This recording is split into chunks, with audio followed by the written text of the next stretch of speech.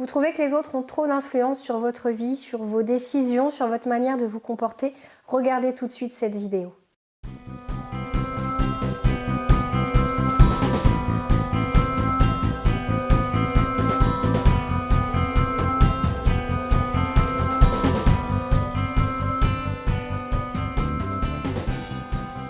Bonjour à tous, c'est Valérie Sauvage du site challengeyourself.fr. Si vous ne connaissez pas la chaîne, n'hésitez pas à vous abonner, c'est totalement gratuit. Vous y trouverez des conseils pour apprendre à aller bien, pour être heureux, pour profiter de votre vie, pour vous libérer de vos peurs, de vos angoisses, de tout ce qui vous limite et vous prive de la vie de vos rêves. Alors que vous ayez des objectifs ou pas, que vous soyez en couple ou pas, que vous cherchiez un travail ou pas, je veux vraiment vous donner des clés, des solutions, vous créer des déclics qui vont vous permettre de comprendre que vous avez le droit d'être heureux, que vous avez le droit de voir grand, d'avoir des ambitions importantes, parce que c'est aussi comme ça qu'on alimente et qu'on nourrit sa motivation, et que finalement, si on n'a pas de rêve, comment voulez-vous les atteindre? Est-ce que vous avez envie d'une vie sans trop de goût, sans trop de sens, ou est-ce que vous avez envie de vous épanouir pleinement, de vous découvrir, de profiter de la personne que vous êtes? Et pour ça, revenons au sujet, l'influence des autres. Il faut y faire attention. Alors j'ai déjà fait une vidéo sur les personnes toxiques, n'hésitez pas à aller voir. Alors ce terme fait très peur, je ne l'ai pas inventé.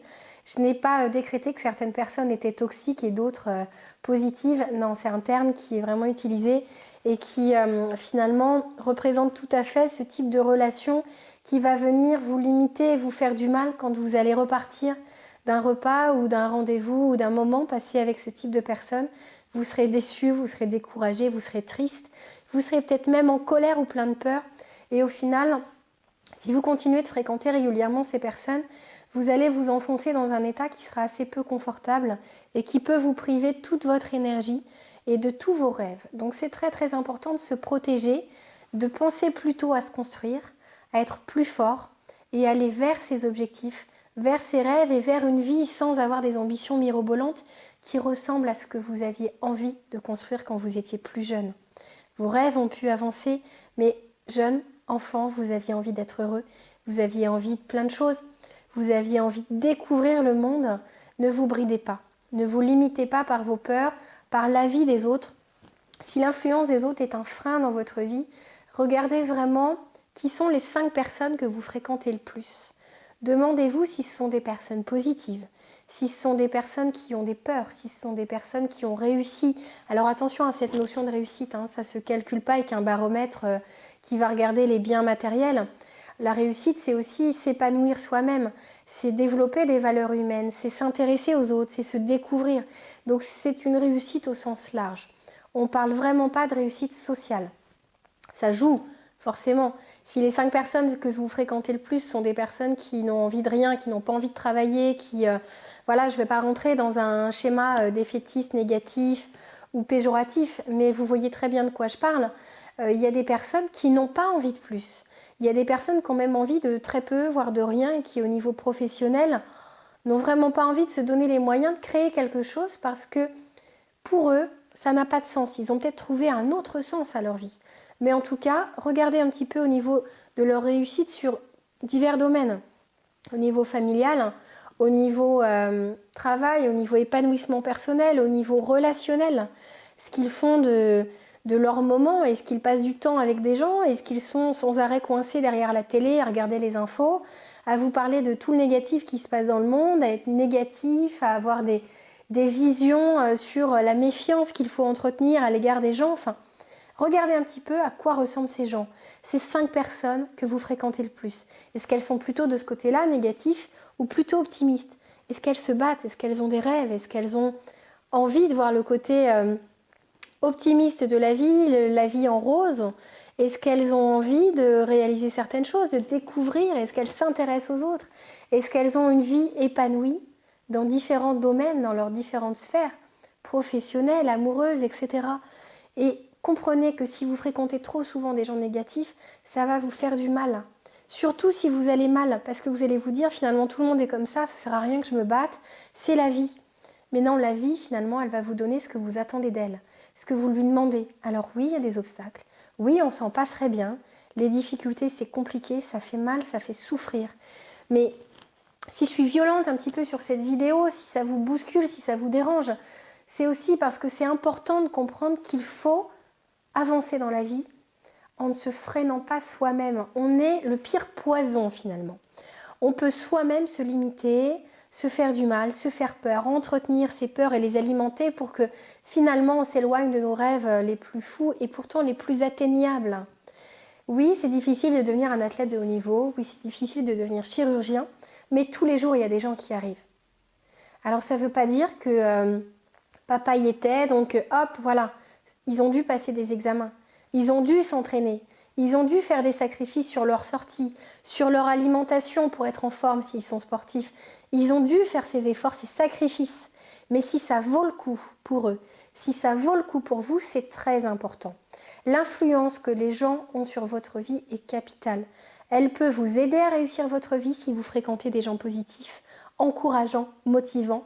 Et elle peut vous aider à la rater, votre vie, parce qu'on peut rater sa vie, parce qu'on peut baisser les bras, parce qu'on peut rester au tapis quand on a une difficulté vraiment qui est insurmontable dans notre tête, c'est dans notre tête.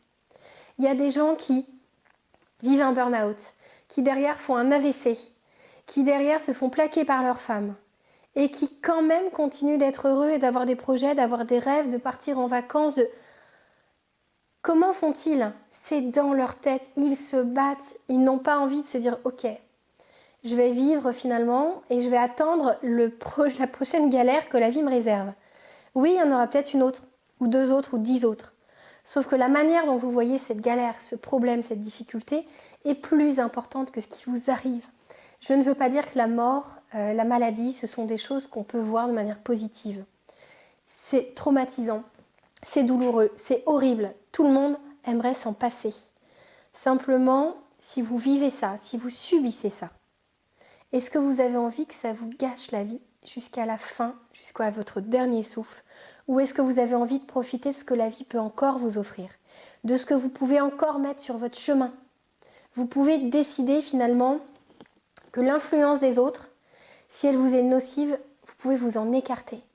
Qu'au contraire, si vous voyez que quand vous fréquentez certaines personnes, elles vous apportent une énergie importante, elles vous motivent, elles vous donnent des idées, fréquentez-les encore plus, appelez-les, dites-leur que ça vous fait du bien de les voir, que vous aimeriez être comme elles, demandez-leur conseil, comment font-elles, comment restent-elles motivées. Nourrissez-vous de leur exemple, prenez-les en modèle, ça fait du bien. L'influence des autres peut être aussi positive que négative. C'est à vous de choisir qui vous fréquentez. C'est à vous de choisir l'impact que la vie des autres peut avoir sur vous. Il faut aussi oser vous affirmer. C'est-à-dire que l'influence des autres, c'est à vous de savoir si vous allez les laisser rentrer, vous diriger, vous contrôler, vous brider, vous limiter ou vous motiver. Il y a des gens qui sont motivés par des gens extrêmement positifs, mais qui sont là, non, non, bon, toi, tout réussit, mais moi, la vie ne m'a rien épargné, donc ça ne marchera pas. Vous pouvez avoir des encouragements, des sources de motivation énormes et ne pas les accueillir, ne pas les accepter et ne pas vous en servir. Finalement, l'influence des autres, vous pouvez décider qu'elle ait un impact positif ou qu'elle ait un impact négatif. Vous pouvez décider de vous affaiblir à cause de l'influence des autres, de vous renforcer, de gagner en force, de vous motiver ou de vous démotiver. Faites attention à l'influence des autres quand elle est négative. Profitez, pas dans le sens négatif. Nourrissez-vous, grandissez grâce à l'influence des autres sur votre vie.